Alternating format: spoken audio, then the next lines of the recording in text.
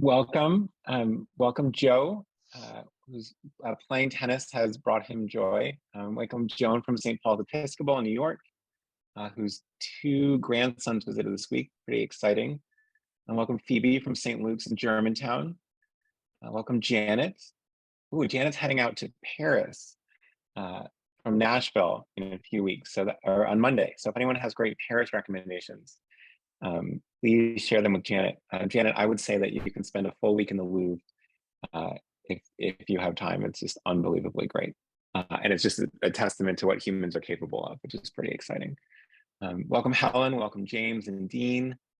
Welcome Richard and Kevin and Timothy, who almost shares a last name with me. So welcome Timothy. Welcome Jared and Edward and Megan and Susan, another Megan and Nicole and Nathan and Mary and Reverend Janet. So nice to see you all. We will get started in about 60 seconds. So if you haven't already, please just introduce yourself in the chat. Welcome Carmelita from Vancouver and Andy from Baltimore. Really nice to see you all. And Suji from Virginia and Edward from Nebraska, Federated Church of Columbus. And so really excited to have you all. Jim, let's get started. So we're just thrilled to have you all here. And we are going to talk through plan giving for churches and encouraging estate planning in your congregations. It's just something we're really excited about.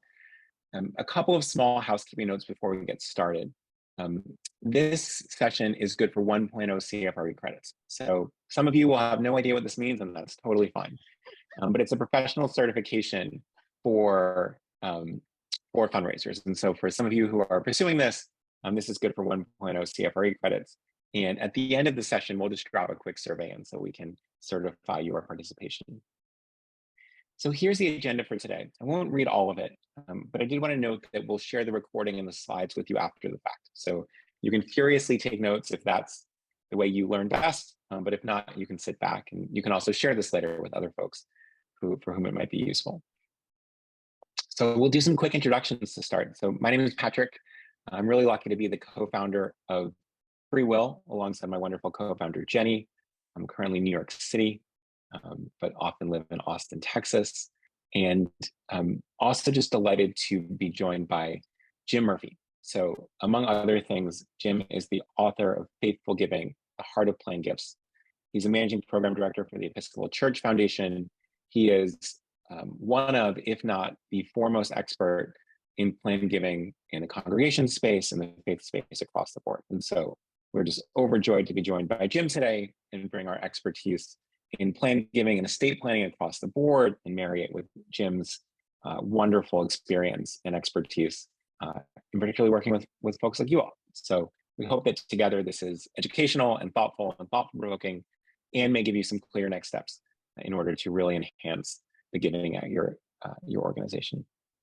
And I'm really lucky to be part of the FreeWill team. So FreeWill team is more than 200 folks who've raised almost $7 billion now for a wide diversity of organizations. You can see us here at our most recent retreat, which for many was the first time meeting other colleagues in person, and was really just a huge joy. And then one last piece of housekeeping before I get started. As I mentioned, Jim is the author of this extraordinary book that is about to be released in mid-October. And so we would like to be sending a copy of this to a bunch of folks as a big thank you for joining today. So we'll drop a survey at the end of the session, and just make a note, and also make sure to include your address so that we can send it to you there as well. So thanks again for Jim for volunteering that. Okay, so we asked you all how your week is going, and a couple of really good things to see.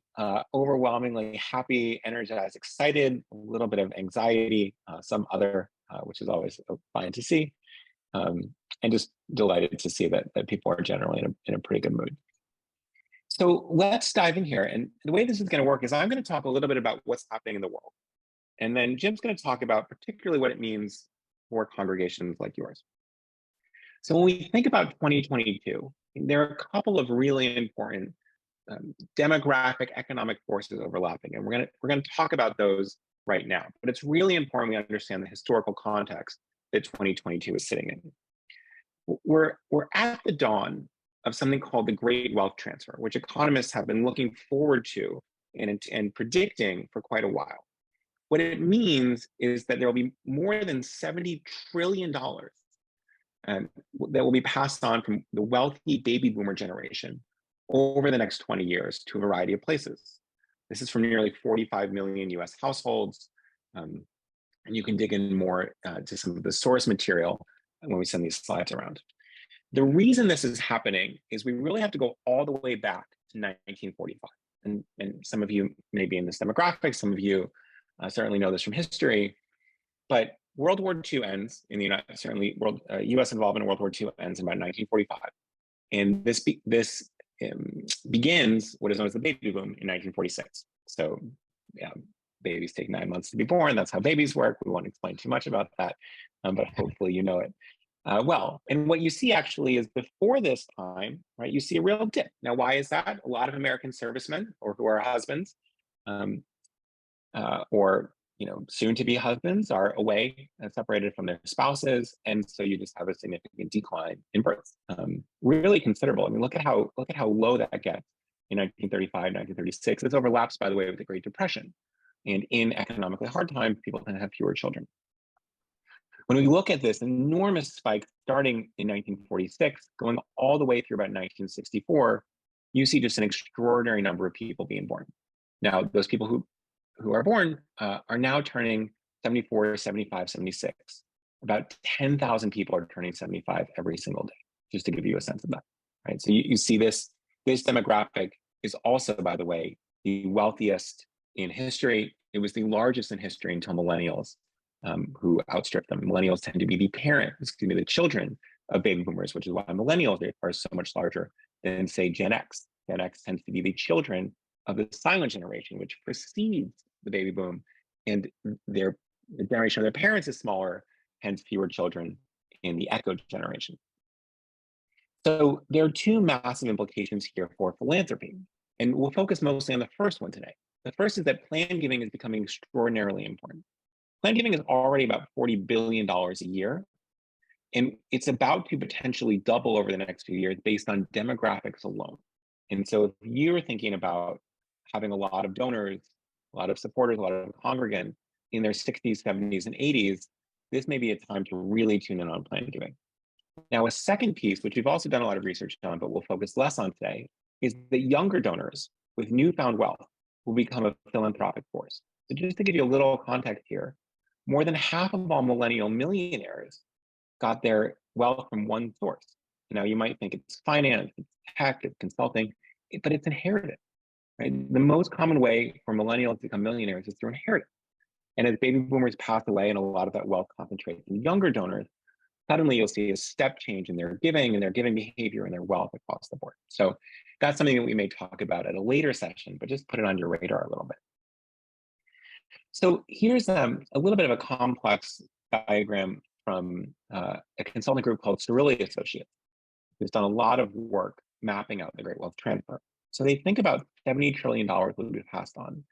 And there's an ambitious argument here that they're making that $10 to $12 trillion will go to charity. Some of it will go to other baby boomers, some of it will go to Gen X, some of it will go to millennials. But across the board, you'll see just this enormous level of giving. And so that's really interesting to see, and it sort of speaks to how great this is. Now, $70 trillion is hard to imagine, so just put it in perspective, if you took all of the hard currency of US dollars in the world and put it in a room, it would be 2 trillion. So we're talking about 35 times that amount, more than the entire value of the whole US stock market. Here's a little bit of what it looks like as well. It's very similar, but just to give you a sense of how much will go to heirs and how much will go to philanthropy. I mean, this is potentially the most important economic story of the next 2 decades. It's the greatest wealth transfer in human history. It's also likely the biggest opportunity for giving in the history of the world. Now, what is holding this back? Well, one of the big pieces is that plan giving necessitates people doing their estate planning and putting charitable giving in their will or in their trust. But what we see is that Americans across the board have an estate planning crisis. And you can see there's some slight uptick in 2021, but in this research, fewer than a third of Americans have an up-to-date estate plan. to this really sort of catastrophic across the board, even outside giving. When we ask people why hasn't this happened, the biggest reason by far is I haven't gotten around to it yet. And no one's really urged them to say, you should really make an estate plan today. Other people say things like, I don't have enough assets, which tends to actually be false, right? Everyone needs an estate plan regardless of asset level. People say, I don't know how to get a will or living trust. Some people say it's too expensive. Some people say, I don't have anyone to leave my assets to. Um, some people say it takes too long. And then there's some other concerns across the board. This is from our friends at caring.com. And so the big question, I'm going to turn it over to Jim to help us answer this question, is can plan giving efforts be an opportunity for ministry in congregation and service beyond simply increased giving to your church, to your synagogue? Jim, I'm going to pause sharing my screen now, and I will hand the controls over to you, and you should be able to do that. Okay, well, I presume everyone can hear me. And I presume that everyone now sees my screen change because, of course, absolutely, planned giving can actually be an opportunity for ministry in your congregation, and you can certainly be a part of that. I'm honored to be here with Patrick, who I greatly respect and am a big fan of his webinars. So it's wonderful to be here.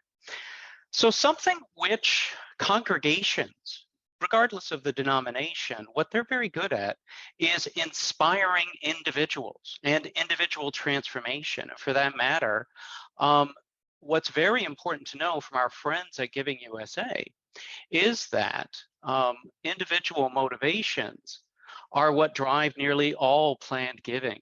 In fact, between the individual and bequest giving, we're talking over 3/4 of all annual giving. And another pointer, and I'm hoping to share a lot of pointers with you today, is that many of those foundations, which give millions of dollars through the years, are actually small family foundations, which are focused on the personal motivations of the donor. What does all this mean? It means that when you're able to move people's hearts, you are motivating giving. And that is a key factor in everything we're going to be talking about today. So many times, people, when they're looking at Giving USA statistics, and they are in the religion sector, as it's called, are frustrated. That sector will be, of course, all those congregations and small religious charities that are directly associated with congregations. And that sector has been shrinking, no doubt. It is still the largest sector at 27%. But what's important to always remember for confidence, for calm in moving ahead in these efforts, is that 3/4 of all charitable giving can actually be considered religious in nature. And that's from our friends at Giving USA. In fact, so many charities are a part of this effort, whether they be educational or human services, whatever the case might be.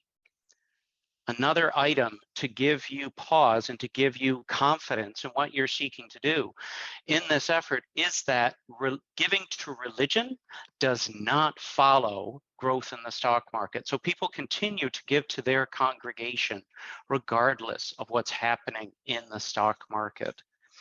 So why is planned giving so important for your congregation? Obviously, this is just the time for it. This is absolutely, we are in the midst of the great wealth transfer. There's no doubt.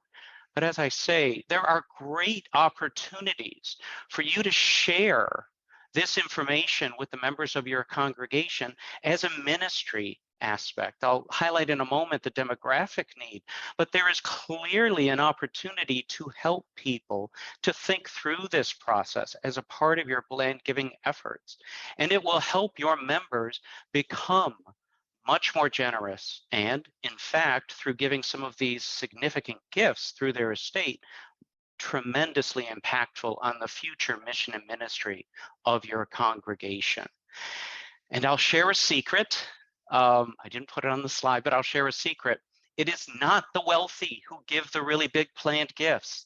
On the whole, it is your average person in the congregation who believes in your future mission and ministry, they are the ones who give those very significant gifts over time, and you can reach them.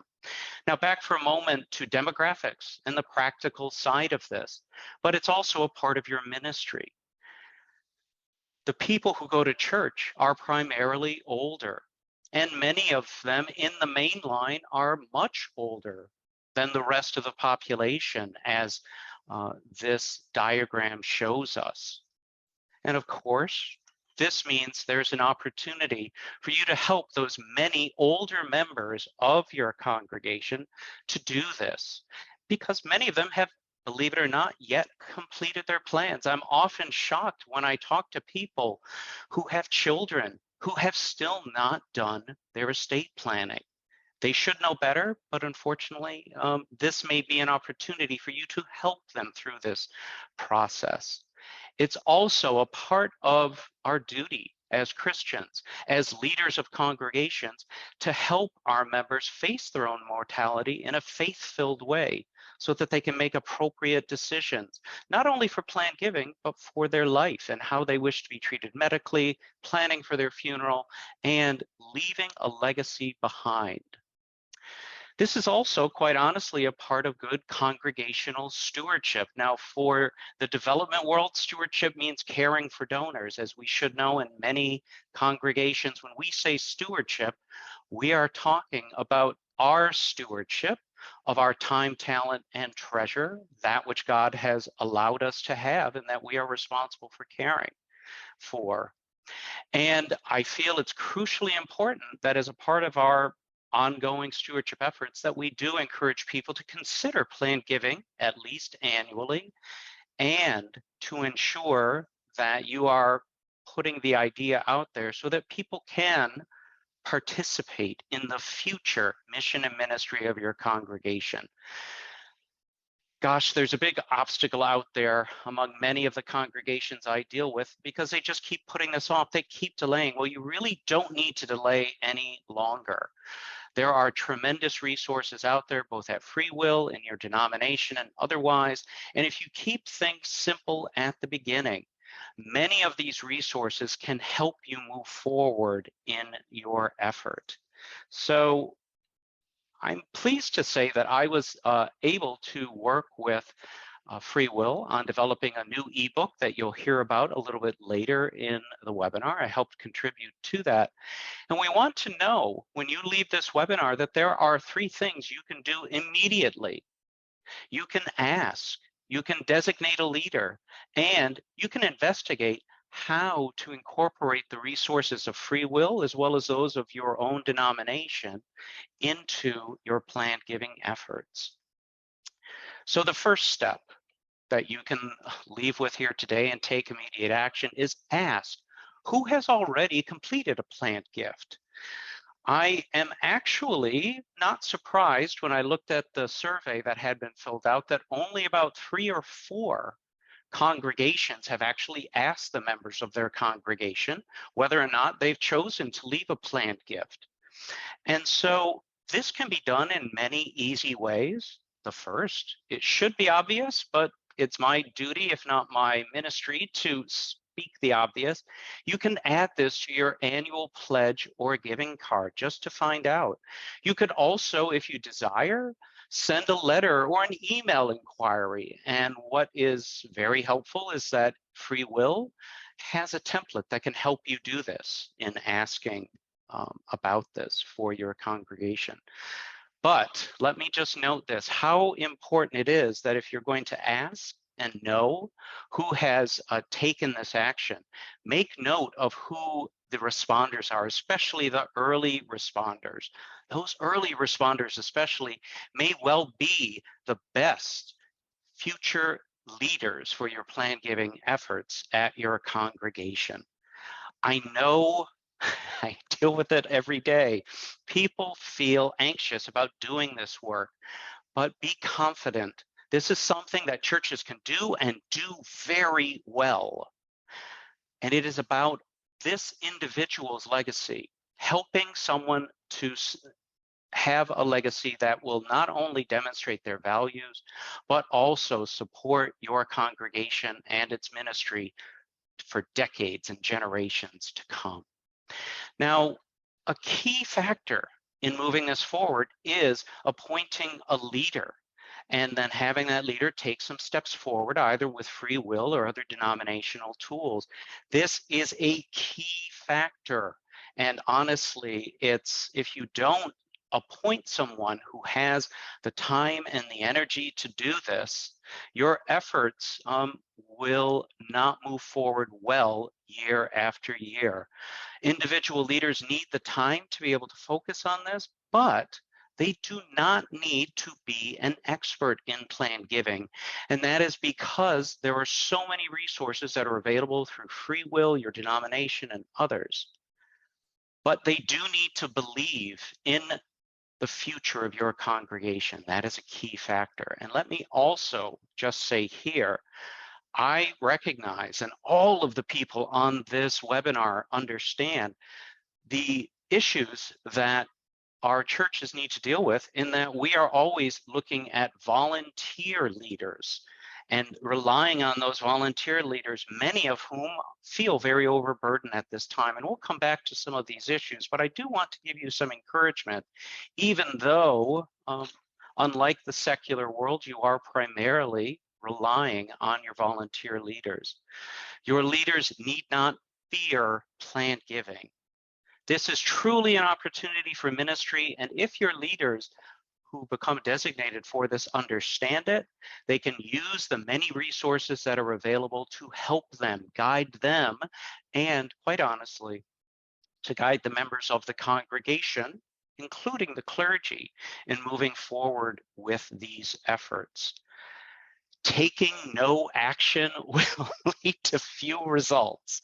That should be obvious, but again, I often state the obvious, and also honestly, secular charities are grateful that you are not taking actions at this point, because you as a congregation are deeply rooted in the hearts of the members of your congregation. They love your congregation, they love its ministry, they become a part of it in a time when that's not as popular anymore, not as socially motivated. Therefore, this is an opportunity for you, through working with them on planned giving, to allow them to demonstrate that level of commitment that they have. And of course, once again, you can take immediate steps with this. And this is truly an opportunity for you, for clergy and lay leaders to collaborate and work together. I get into much greater detail in my book about this, but I found for many clergy across multiple denominations and faith traditions, many of them are quite uncomfortable with planned giving, with promoting this concept of helping people to plan for their end of life and make choices that are in concert with their faith beliefs. But what is crucial is that all of the leaders of a congregation can work together toward this effort. And a key factor in this is that consistent leadership from year to year. It doesn't always have to be the same leader, but leaders from year to year need to keep this effort active, use the resources that are available to you, and raise awareness about what can be done on an ongoing basis. This consistency in relationship is an important factor, and your lay leaders and clergy leaders can help this to move ahead, because by thanking people over time and focusing on building up that relationship between the congregation and those that may remember them with a planned gift, will be sustained primarily by demonstrating a sense of thanks. So this can be done in a number of different ways. And there are, without a doubt, numerous resources that are available. Now, FreeWill, as I've often said to Patrick and others, it is truly an elegant bridge. They have tremendous tools that will help the members of your congregation, and for that matter, can also help many of the leaders of your congregation to elegantly move forward and reflect on what has been most important in their lives, and hopefully raise the congregation to having a place in their estate plans. And there's many, many people ready to help at FreeWill and other places.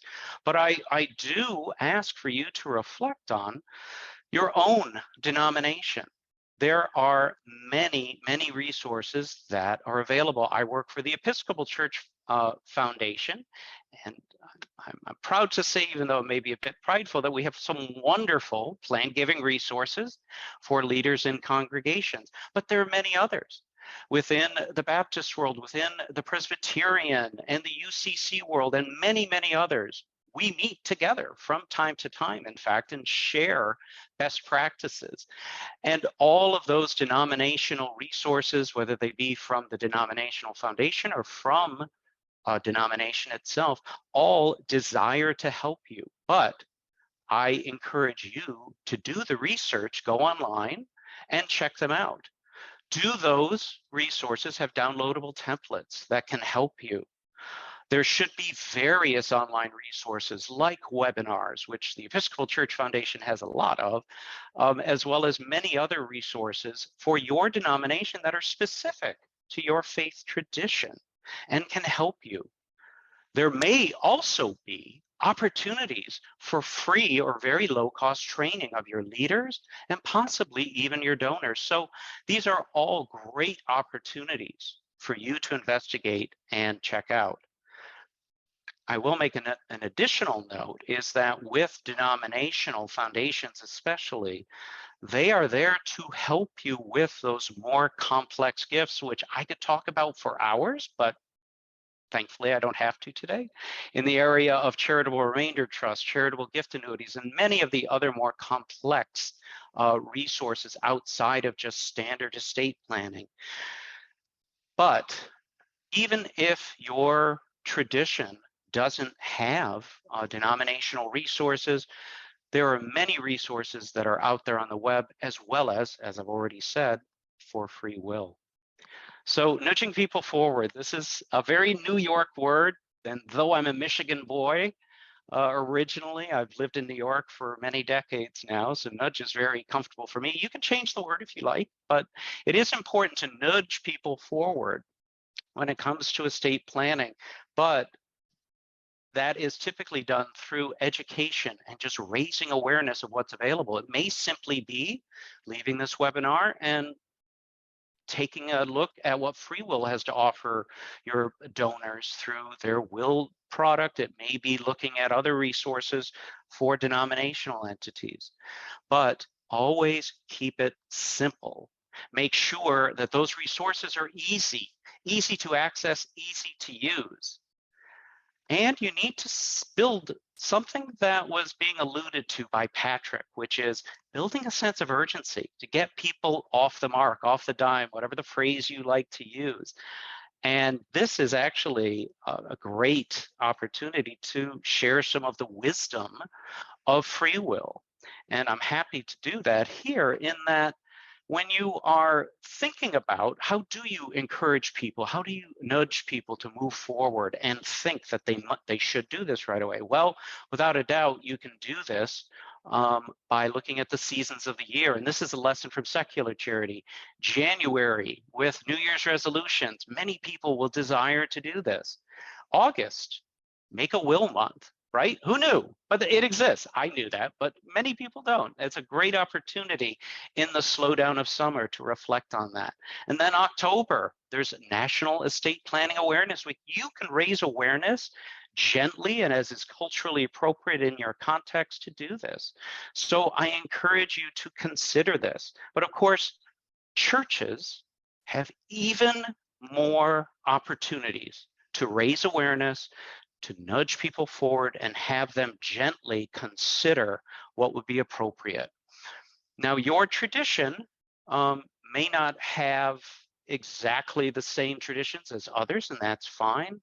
But what I encourage you to do as a leader at your congregation, whether you be clergy, lay, or however you wish to define yourself, that you can reflect on what's appropriate in our context, right? What will work for us?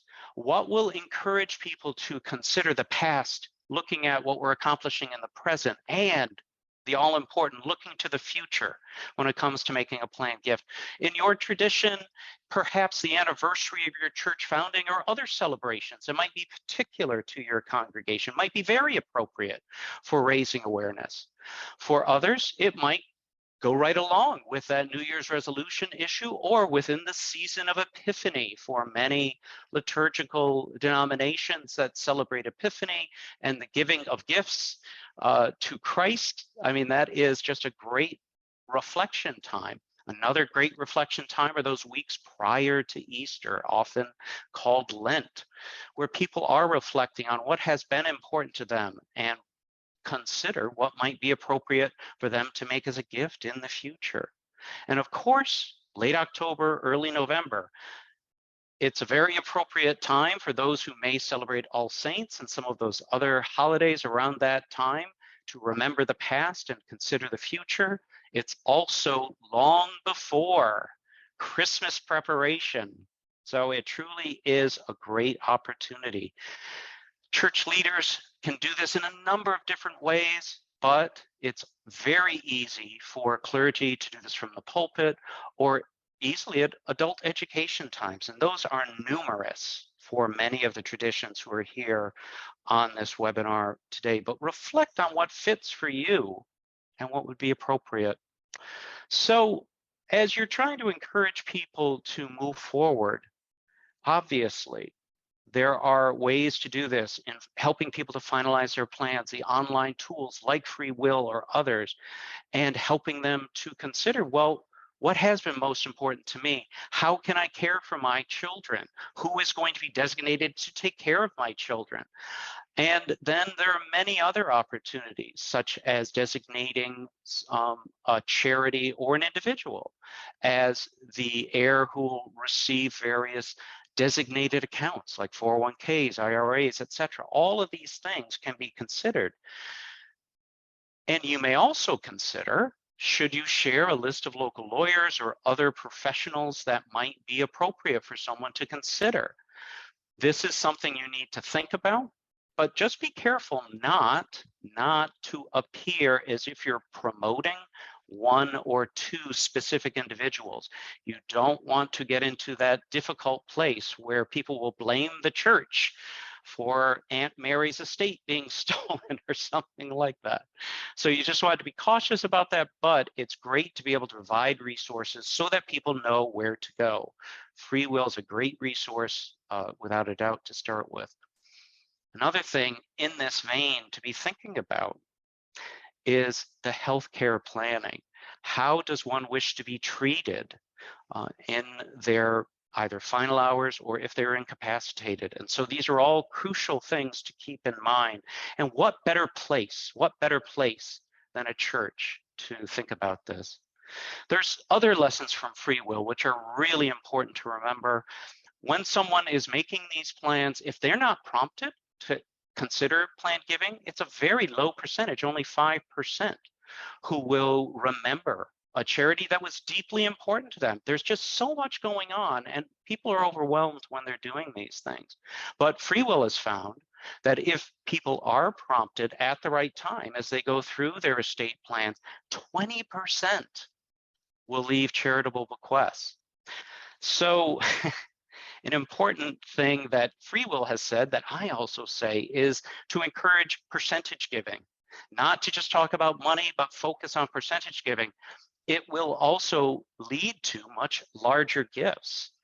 And so encouraging that is really important. And let me also say, and I'm quoting a dear friend of mine who's no longer among us on the planet, was Terry Parsons, whose friend who was the stewardship officer at the Episcopal Church for many, many years. And I can't imitate her Tennessee accent, but she would often say, if you can ever find it in your heart to tithe while you were living, you ain't gonna miss it when you're dead. So that's where all of that is. So as we shift into the next reflection, if you will. I wanted to share some reflections, all of which are brought up within the context of Free Will's ebook that will be coming out soon. And I just want to touch on a few obstacles, and you can reflect what has been your barrier, but it's often the barrier and overcoming that which needs to happen if you're going to move forward with planned giving.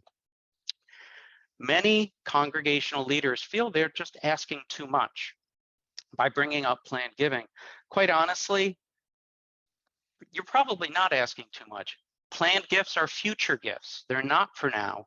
These are opportunities for someone to raise your congregation to the level of family and their estate plans. And this is something they really love to do or would like to do, but they need to be prompted. They need to say that this is a possible thing. Sadly, it's been an obstacle in the past. People just don't want to talk about ultimacy, about death, about ultimate issues and ultimate decisions. Given my own experience, it's often clergy who struggle with this, and I understand it, I get it. But I encourage everyone to try and overcome these fears. Use some of the resources that are available to help you get past that point and to be confident that you can do this. I mentioned this before, and this is a key factor, overburdened volunteer leaders. This is the case in, I think, practically every congregation, even those few congregations that may have people who are paid to focus on giving. Many of the volunteers are still just overwhelmed. They're so deeply involved that this is a difficult thing for them to even consider. But I encourage them to reflect on, well, perhaps it doesn't have to be the ones who are already overburdened. Perhaps there are people who used to serve on the parish council, who used to be in positions of authority that may have more time now, that may love to have this as a project. And that person doesn't need to be afraid about planned giving because they can use the tools that are available. They don't have to be an expert. They can do this work with the help of Free Will and its tools and all the many, many resources of various denominations. There is one factor, though, that is a difficult obstacle. And I'm sure many of you already realize this, and that is trust. Trust is something that is not easy. Let me rephrase. A lack of trust or a betrayal of trust is not something easily overcome. And this is something which individual congregational leaders must face up to, must deal with in an open way to explain how, if there was an issue in the past, resolutions have been taken, and moving forward, it's not going to be an issue. I'm sure you can understand why. When it comes to making this type of a gift, it's coming out of someone's estate. That person has already passed away. And they need to have that high level of trust that their gift will be cared for in the way in which they would have intended it to be and used for the purposes intended while they're living. Because once they have passed away, they have to trust the present and future leaders to make those important decisions. And the way that leaders treat their past and present gifts teaches everyone. It teaches donors, and it also, quite honestly, teaches the families of donors who may have given a planned gift. And there are many, many opportunities for those family members to make a future gift, either to add to their loved one's gift or to create new endowments or do something in honor of that person. They are watching the leaders of the congregation, both lay and clergy. So what I encourage all of you to do, because we don't have enough time to dig deeper into this, is reflect on how can you as a leader of your congregation truly be a good steward of the current gifts you've been given, and if there has been a breakdown of trust in the past, to reflect on how you can have more transparency, better explanations, and move your efforts forward in a positive way that builds up the congregation. So I often say this phrase about you're giving to the future when you make a planned gift. For many mainline denominations, many congregations feel like they're uncertain if they have a future. They're not sure. They don't know if they're going to be around. And when I talk with church leaders about this, I ask them some basic questions. One is, do you always make outreach, serving the community, reaching out to others, seeking in to bring in new members?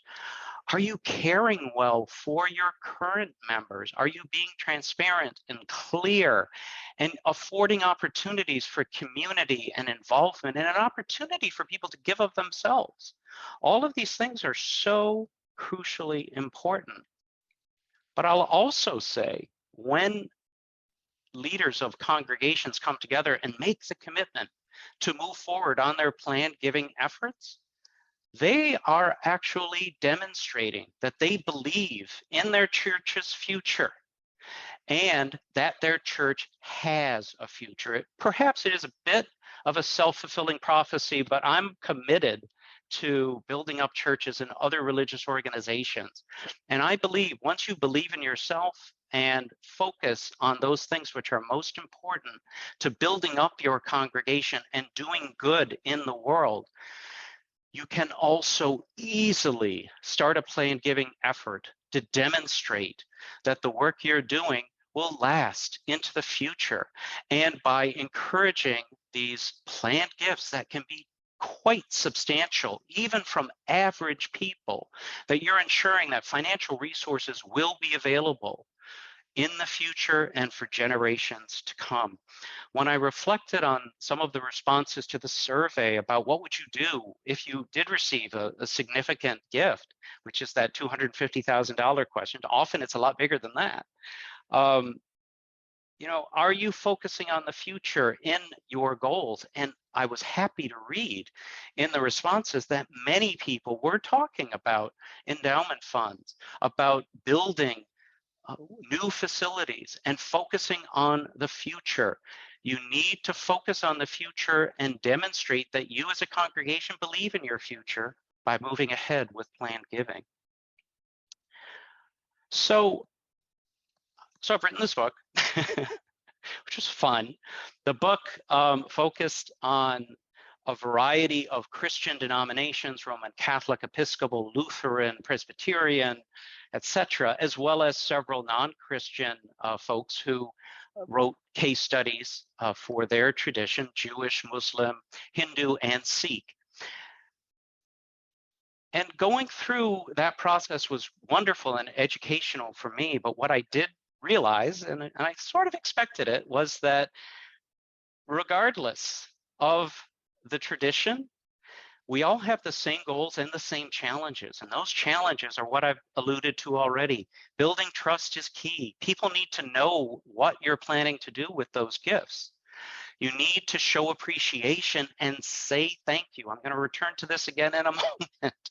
You need to say thank you. And you need to take the steps to raise awareness so that people know they can do this. Secular charities are out there raising awareness all the time, and many of our churches just sit back and just expect that people will do this, but don't take the time to raise awareness and make sure that people are aware that these things are all possible. Here's a note, and I'll dig a little deeper on this in a sec. You know your culture. And when I say culture, I'm just not talking about, the ancient religious culture you may have inherited. It's the culture of your congregation. You know the people, you know the history, you know what has built you as a congregation. And your local culture, though it should perhaps be challenged from time to time on trying out new things with planned giving, it will guide you on when to try things out, when to do things. And your traditions should inspire you on how you can move forward in your planned giving efforts.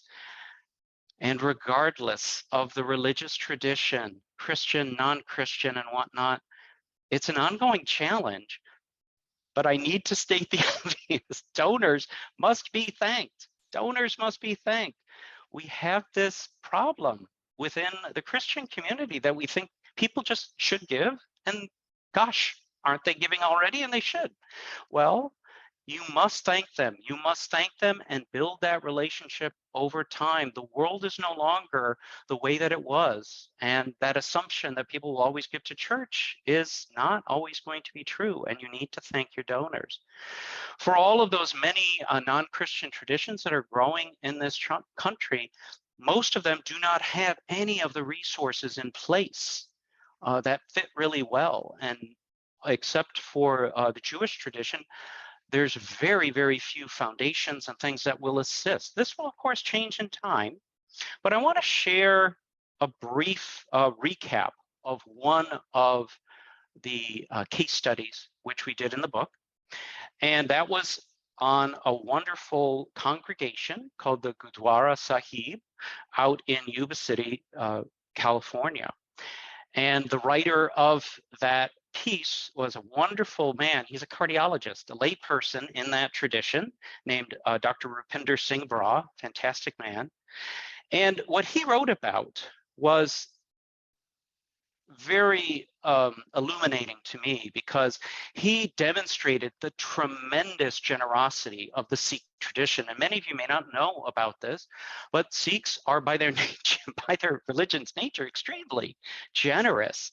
They give not only to their local communities of faith, but they also give very widely within the community, because they feel very deeply about the equality of all people before God. And if you didn't know this already, they also tithe. They give 10%.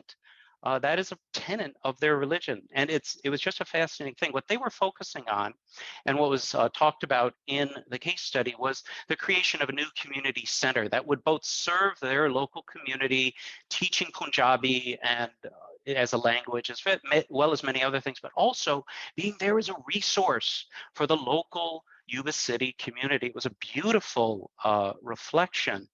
But they struggled in moving into the next phase of incorporating planned giving. And there isn't an absolute solution in the case study, but it just made me reflect that many churches are in the same category. They're struggling with, well, gosh, how do we get out of our normal way of doing things and moving beyond annual giving and some special giving into planned gifts? Well, my perspective, and from the reflection of Dr. Singh on that, is that you need to focus on the future, and you need to focus on what moves the hearts of your community of faith. When you talk about the future, what motivates people to get excited about the future? Because it's by talking about the future, and start slow and simple, as we've already said, but what gets people excited is knowing you have a future. And by focusing on what has motivated people to give in the past and be a part of what you are as a church is going to help you. So speaking of the future, well, if you didn't notice, the future is now. And the lessons of COVID have taught all congregations throughout the world about having new experiences and making sure that you understand that multiple generations are much more confident in using technology. This goes for all of the resources of FreeWill and focuses on online giving. This is a crucial next step. And if you're not doing it now, you should be considering it, because this is what makes a difference. A few quick final points on secular nonprofits. I love secular nonprofits. Many of my friends work for them. They do amazing work. And there is some wisdom that will really benefit parishes to reflect, congregations to reflect on. Ensure that you are being transparent and talking to people and making sure that people understand what you're spending money on and what the difference you are making. Focus on your results and the impact. Ensure that you recognize that there is competition for the gifts. People are not naturally just going to give to your congregation just out of that noblesse oblige or any other motivation. They need to be convinced that you're making an impact, making a difference with the giving, which may mean you adapt some of your messages with donors. And again, a lesson that all of these secular charities know very, very well is you say thank you, and you say it multiple times. in summary, we've hit on all these points. This is an opportunity for ministry in your congregation. You need to proceed now. This is the opportunity with the great wealth transfer that's taking place. And if you don't, many secular charities will fill that void quite easily. And by taking action now on planned giving, you are demonstrating that your congregation actually has a future. And please, please have faith you can do this and allow people to help you to do this. Patrick, I think I literally made it in exactly the right amount of time. So I shall stop sharing and you may take it back if you wish. Perfect. I will share my screen one more time. Jim, I just think you'll need to take that down if you don't mind. There should be a stop sharing button. Oh, I beg your pardon, Patrick. And you know, I'm Perfect. usually on your side. I'm usually on your side for this, so I'm sorry. Well, thanks so much, Jim. You know, as you mentioned in summary here, we'll talk about making sure that folks are designated, that we're investigating how to do this. But I want to share a couple of resources that we've developed over the last 5 years and worked with 1,000 organizations, many congregations, many faith-affiliated organizations, many secular. It's been really nice to learn from all of them. So first things first, we're really grateful to Jim to have written this excellent book on planned giving for churches. This is an ebook, and so it's downloadable, it's shareable. We'd strongly encourage not only you to read it, but also to share within your congregation. So my colleague, June, will be dropping a link to the survey. And so just make a small note here, and that way we'll be able to share this ebook with you as well. Second thing to note, same survey. We will be including, for many people, a gift of Jim's book, which is just outstanding. You can read on Amazon some of the reviews of folks that got an early copy, and across a variety of denominations and beyond, people just tend to love it. And so that's really exciting. Third thing is that if it's helpful and you're interested in a one-on-one demo for your team of the FreeWill tools, we'd be delighted to set you up with somebody. And so happy to do that. Beyond planned giving, we also work on qualified charitable distributions, crypto giving for your younger donors, and then stock giving, which for many of you will be the largest types of gifts you receive. And then here's just a little bit of what other folks have said in this context. Our friends over at the Cooperative Baptist Foundation said this: our FreeWill strategist has a faith-based background, so he's great at providing us exactly what we need for campaigns, soliciting bequests and stocks and QCDs. Using the content and resources saves us so much time, which is important for them. The second one at Knox Area Rescue Ministry is our friend Les says, having FreeWill is like having a part-time planned giving officer. Strategists is there anytime we have questions, comments, etc. Trust their expertise and the support they provide means I can spend time on other things as well. And then the one other thing that we wanted to offer for folks, because we've seen this be so successful, is that for anyone who joins the FreeWill partnership before the end of October, we're actually guaranteeing that you'll see 10 times the costs in bequest commitments. And so we can guarantee 10 times ROI because we've been so confident and we've seen really great results with other congregations. And so just let us know if this is of interest to you. We're happy to do it as well. There'll be a couple of things we'll say, you've got to put it to use to make sure you get this 10x guarantee. But we'll guarantee it, and if not, you'll get the tools for a second year at no cost. That's how confident we've been and have seen. So we'll take a short break right now. Tim and I are going to look at some of the questions that you've submitted, both in the chat and in the Q&A. If you have any other questions, feel free to add that now, but we'd love if you take 30 seconds now, also just to fill out this survey. It should take you literally 30 seconds, but it's really helpful for us to understand what went well here today. What did you learn? What would you like to hear more from? What can we do better? And so that's always a big focus for us. And I'll leave these next steps up. We're doing another session on best-in-class stewardship across all types of nonprofits. That's next Tuesday, roughly the same time. So we'd love to have you join there. But in the meantime, let's talk through a couple of questions. We got some really good ones, so thank you for that. So first question, this is from an anonymous attendee, and I'll paraphrase it. And would love to hear your thoughts here. So this friend is he's a priest. He's a parish priest. And the previous rector, which is a senior priest, was very dismissive of endowments or planned gifts and had been there for what seems like quite a while. And so, how do we think about doing the change management of moving from messages where someone said it wasn't right to leave a planned gift, which is almost malpractice from a fundraising standpoint. So how do we? So there's a second question, but let's tackle that first. How do you change the way of thinking if an organization or a congregation hasn't typically talked about planned gifts? Well, I'm sad to say I've encountered this several times, and reading the specifics of it, it's about endowments as well as planned gifts, right? Creating those permanent funds, and that's what makes people anxious. But where that comes from, and I've seen it a few times, because there are some congregations that have very large endowments where they don't even need current giving anymore. And what happens in those congregations is that it diminishes that sense of mission and impact.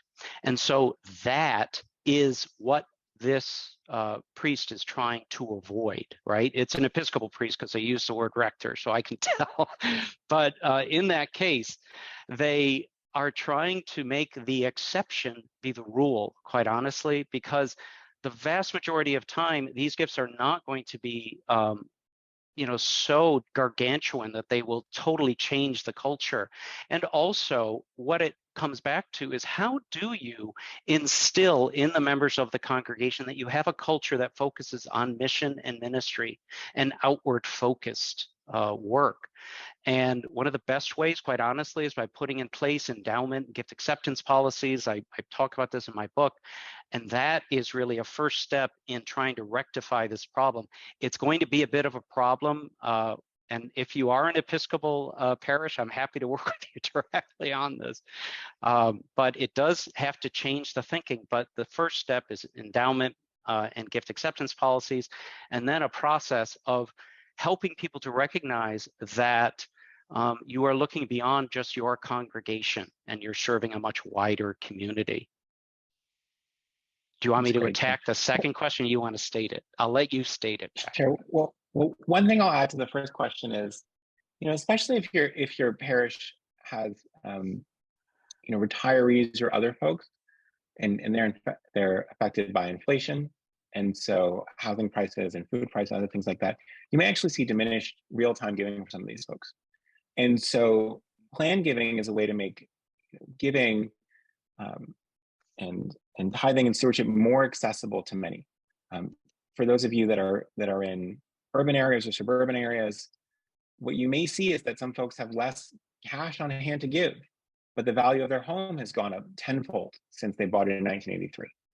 And so, if you're in a New York suburb, you might be sitting on a $2 million home that you purchased for 1/10 of that a long time ago. And so the real opportunities for giving there. I mean, I think we might have understated how big these gifts can be. Jim alluded to the $250,000 question, and that may be small for some of these gifts. One of the studies by the IRS showed that typical planned gift is actually 3 times someone's entire lifetime charitable giving, just to put it in perspective. So I actually see that we're relatively short on time as we come up on the 1 o'clock hour. So let me just sort of quickly chat about the second question. The same person says, I serve in a relatively affluent congregation. Is it naive to assume that many people don't already have an estate plan in place? And the answer is no, for 2 reasons. One is the research we've seen shows that a pretty high degree of high earning folks don't have one in place, not because they can't afford it, but because they put it off and put it off. The second thing to know is that people need to update their plans over time. And so certainly someone who may have one in place might have had a new grandchild, might have bought a new home, might have changed states of residence. And so all of these things are important. And so making sure that, and even if they have an up-to-date one, they may have to update it in 5 years. So it's still reasonable to be talking about this. So great question. Jim, we are squarely at the hour. So first, let's say a huge thank you to everyone who joined us. So nice to have you here and have you investing in your congregation and really learning about this. So just so grateful to you all, and very grateful to Jim as well. Jim, do you want to close us out with any final thoughts? The only final thought is, do not be afraid. You can do this. and God will help. I mean, this is a reflection point where you can move this forward. You have the resources and you can do it. Great. Thank you so much. Jason, we will email everyone who's filled out the survey to share the slides and the webinar in case you need to share with other folks on your parish council or other coworkers, in case you need to review it yourself. So all of those will be there for you. We want to be as helpful as possible. So great question, Jason. And a big thank you to all of you. We'll pause now and hope to see you again very soon. Bye-bye.